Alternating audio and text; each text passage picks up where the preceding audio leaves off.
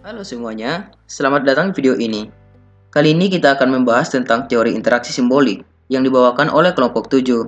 Sebelum masuk teorinya, saya akan memperkenalkan tim saya terlebih dahulu.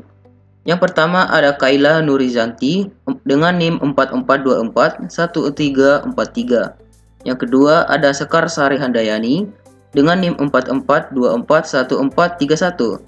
Yang ketiga ada saya sendiri, Joni Demanalu, 44241933.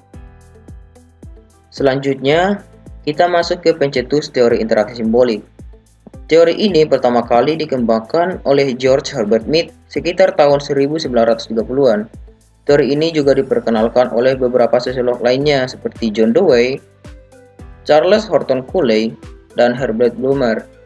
Dasar teori interaksi simbolik adalah hubungan yang terjadi secara alami antara manusia dalam masyarakat dan masyarakat dengan individu. Interaksi antar individu berkembang melalui simbol-simbol yang mereka ciptakan. Simbol-simbol ini meliputi gerak tubuh antara lain seperti suara atau vokal, gerakan fisik, ekspresi tubuh, atau bahasa tubuh yang dilakukan dengan secara tidak sadar. Selanjutnya, asumsi teori interaksi simbolik. Yang pertama, manusia bertindak berdasarkan makna. Tindakan manusia ditentukan oleh makna yang diberikan terhadap objek peristiwa atau orang tertentu. Misalnya, Anda melihat seseorang sedang menangis, mungkin Anda mendekat dan menanyakan apa yang terjadi, karena Anda memahami bahwa air mata biasanya dikaitkan dengan kesedihan.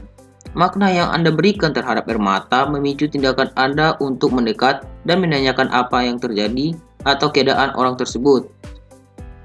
Yang kedua, makna berasal dari interaksi sosial. Makna tidak muncul dari individu itu sendiri, tetapi hasil dari komunikasi dan interaksi dengan orang lain. Misalnya, bayangkan sebuah kata seperti cinta. Kita belajar makna tentang cinta melalui interaksi dengan orang tua, teman, dan budaya kita. Kita melihat bagaimana orang lain menggunakan kata cinta, bagaimana mereka menunjukkan kasih sayang. Ada beberapa kritik teori interaksi simbolik. Kritik ini sering sekali berfokus pada beberapa aspek yang dianggap kurang memadai atau terbatas. Yang pertama, fokus pada interaksi mikro.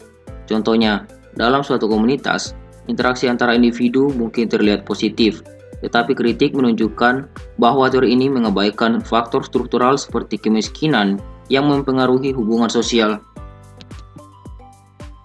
Yang kedua, kurangnya penekanan pada emosi. Contohnya, dalam situasi konflik seperti protes sosial, emosi seperti kemarahan dan frustasi sangat mempengaruhi cara individu berinteraksi. Yang ketiga, generalitas dan ketidakspesifikan. Contohnya, dalam konteks pendidikan, interaksi antara guru dan siswa dapat dilihat sebagai simbol pembelajaran. Namun, kritik terhadap teori ini menunjukkan bahwa tidak semua interaksi di kelas menghasilkan hasil belajar yang sama, karena faktor-faktor seperti metode pengajaran, latar belakang siswa, dan lingkungan kelas juga sangat berpengaruh.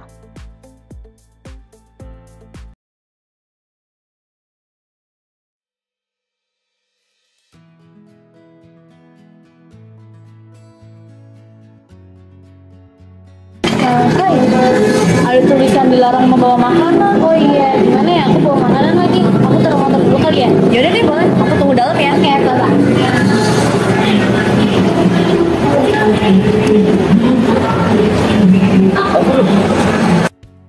Contoh pertama dari interaksi simbolik dapat kita lihat ketika kita hendak masuk ke dalam sebuah kafe atau warung kopi. Di depan pintunya terdapat tulisan, dilarang membawa makanan dan minuman dari luar. Tulisan ini bukan hanya sekedar larangan, tetapi merupakan simbol yang memiliki makna sosial. Kita memahami bahwa maksud dari tulisan tersebut adalah agar pengunjung membeli makanan dan minuman yang telah disediakan di dalam kafe atau warung tersebut. Ini menunjukkan bahwa menafsirkan simbol berupa tulisan sebagai pesan atau aturan tak langsung yang perlu kita patuhi dalam situasi sosial tertentu. Inilah yang disebut interaksi simbolik, ketika kita memberi makna pada simbol dan bertindak sesuai dengan makna tersebut.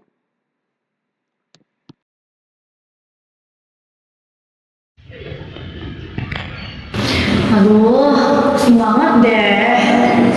Di sini apa ya?